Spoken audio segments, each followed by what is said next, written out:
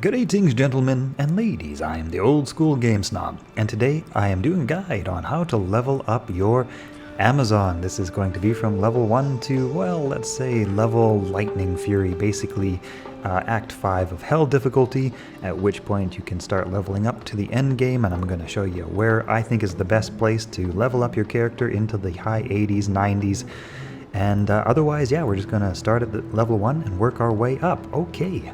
This is going to be a very gear-light guide. It's really going to be more about the skills, and the first skill we're going to be looking at is actually level 12, Exploding Arrow. But in order to get to Exploding Arrow, well, we have to get there first. I recommend either just using your plinky bow, plinking away, just plinky plink plink, till level 12, or you can also grab Jab. Jab's a good one. And also your Javelin is actually pretty powerful in the early levels. That is because it's got like a pretty strong throw damage, 6 to 14 by comparison to most weapons you'll be finding, which are like 1 to 5, 1 to 4, 1 to 6 type thing. And so you can use this to take down Blood Raven, and it can also be helpful for stronger, unique monsters that you encounter. So you got your Jab for the easy stuff, the not so dangerous stuff, and you got your throw for anything with a few more hit points. And yep, basically you're just going to keep going like this, pokey pokey jab jab, until you get to level 12. At level 12 we're going to grab Exploding Arrow. Exploding Arrow is very nice because it does not rely upon your attack rating. It does, however, factor in your bow speed. Very fast attack speed is what I recommend for your bow. The damage on your bow doesn't really matter because we're just going to be focused on that Exploding Arrow damage. Now, even though our Exploding Arrow's explosion is going to be responsible for a lot of the damage we're doing, the physical component, it still does count for the exact target that you hit. So your physical damage will be applied to the exact target that you hit, and then the explosion radius will apply to anything that is not physically hit by the arrow. So it can still be helpful to have attack rating, and it can still be helpful to have a bow that has some additional damage for that single target that you're aiming for. Actually, attack rating is accounted for when it comes to the pierce ability. If you successfully hit the target with your attack rating, then you can potentially pierce through it and hit targets behind it as well, but otherwise the Exploding Arrow will always hit its target and always explode on its target. It just may not pierce through if your attack rating is too low or if your pierce rating is too low, but we'll talk about that in a minute. You will probably be in the catacombs around level 12, and your Exploding Arrow is going to be quite viable. Even these champion tainted go down quite quickly, quite easily. Keep that attack speed up on your bow, and it helps quite a lot. For your stats, you'll want enough dexterity and strength to wear your gear. Whatever gear you're wanting to wear, that's okay. The rest can go into vitality mostly, and you can also put some into energy. If you want a little bit more mana to fire your Exploding Arrows a little bit more easily, you can also socket your armor with sapphires to help get your mana up. Mana's going to be a little short in the early stages of the game, so getting that mana up with those sapphires really helps a lot, or just by putting some into energy. We're going to respec later anyway, so it doesn't really matter. For your Mercenary, you can probably just go ahead and grab a Prayer Mercenary. That gives you a nice little passive healing tick. You could also maybe grab a Defiance Mercenary to help your armor take less hits. As you can see, that Mercenary aura actually gets your defense up quite a bit, so you can focus on things like getting some nice high armor value stuff that'll help you just to take less hits and be more survivable, even though, you know, your Mercenary will do a pretty good job of tanking, and then you can kind of sit back and let those Exploding Arrows loose. As you're leveling up, of course, you will want to continue to put points into Exploding Arrow to get that up, to just do more radius damage. By the time you get to Canyon of the Magi, your Exploding Arrow will probably be, around level 10, and you'll be having a pretty easy time actually in dealing with the monsters that come your way. Exploding Arrow hits really nicely hard, and like I say, that radius of effect, that fast attack speed, basically all I'm doing is wearing some vendor gear at the moment, nothing special at all, and yeah, it has a really nice clear speed. And that's kind of the whole strategy. Level up, continue to put points into Exploding Arrow, and yeah, your Exploding Arrow is going to carry you all the way through normal difficulty, basically up until level 30. So like I say, this is the Exploding Arrow skill at level 19. Shortly before we face Diablo, there's no gear on this character other than what I showed you earlier, and still that Exploding Arrow just does the job.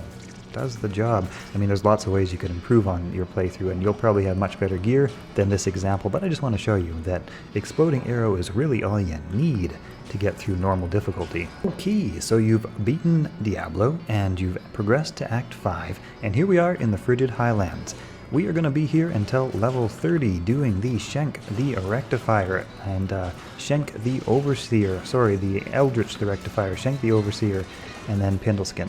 We're going to be doing that run for a while until we get to level 30, and actually we can stay there a little bit longer even if you wanted to. But just, yeah, exploding arrow, and then once we hit level 30, we're going to respec into a Lightning Fury Javazon. This exact run will level you up extremely quickly if you didn't manage to make it to level 30 in your playthrough up until this point. Just doing this boss and, like I say, these three bosses, these three super unique bosses over and over again will, yeah, get you there really fast. Upon reaching level 30, visit Akara and take your first respec from her. You'll want to now put a point into Lightning Fury. You can only put one so far because you're only level 30.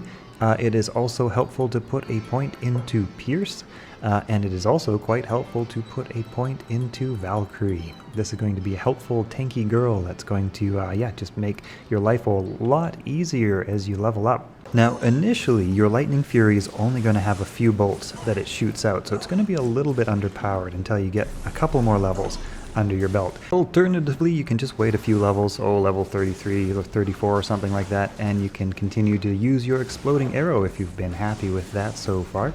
By the time you reach level 35, your Lightning Fury will go from kinda wimpy feeling to feeling a whole lot better.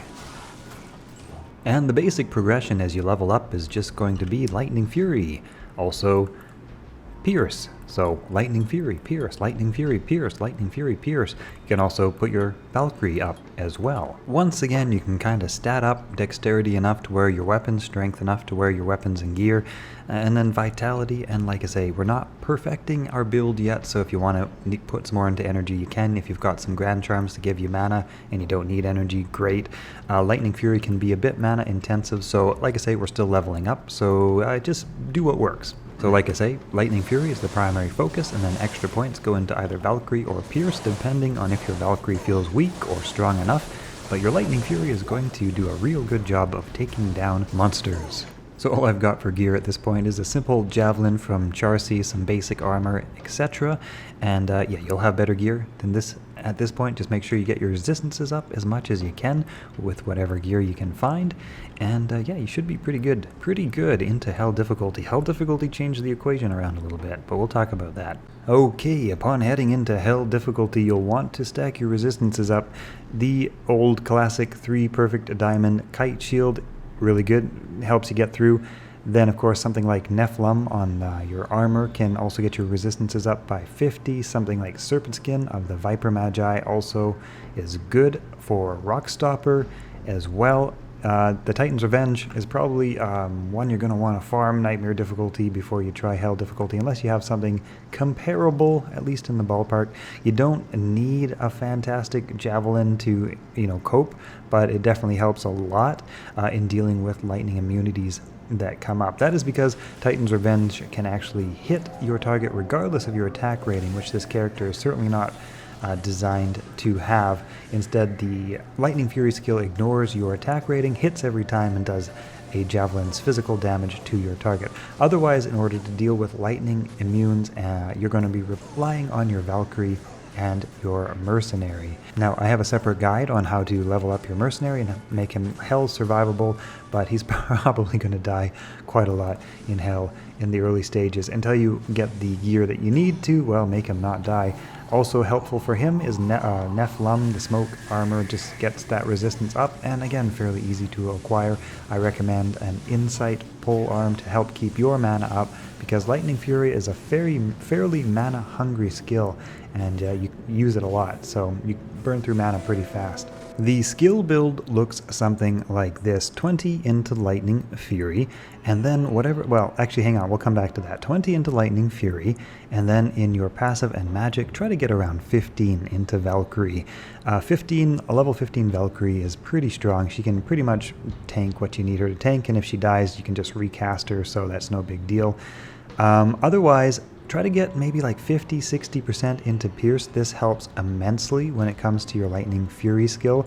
Without some into Pierce, you will find your Lightning Fury skill maybe feels kind of underpowered, but once you get Pierce and you start getting multiple lightning chain reactions as your javelin pierces through multiple targets, things start going down way faster. So highly recommend Pierce, and that's basically the skill build. With your remaining points, Charged Strike is good for taking down single targets, because Lightning Fury is great when you have a bunch of targets, but it gets weaker when you only have like one target or two targets, and in that case, Charged Strike can help to take down those single targets. And otherwise, after that, you'll want to prioritize getting your Pierce up. That is, unless you happen to find a Razor Tail belt, then you'll only need a total of 67% Pierce from your skill. The Razor Tail belt will provide you an additional 33%.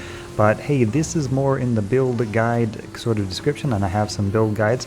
This is kind of basically the end of the level up guide. So my first primary goal whenever I'm leveling up a character is to get to Act 5, get to the Frigid Highlands, and then just do Eldritch, Shank the Overseer, and Pindle Skin till you're absolutely blue in the face. That gets you levels, that gets you gear, lather, rinse, repeat until you have a sweet character. And that, I think, concludes this guide. I hope you guys have enjoyed it. See you in the next video. So a very big thank you to my viewers and my subscribers. I appreciate all the support. You guys are gentlemen, rock stars, and ladies.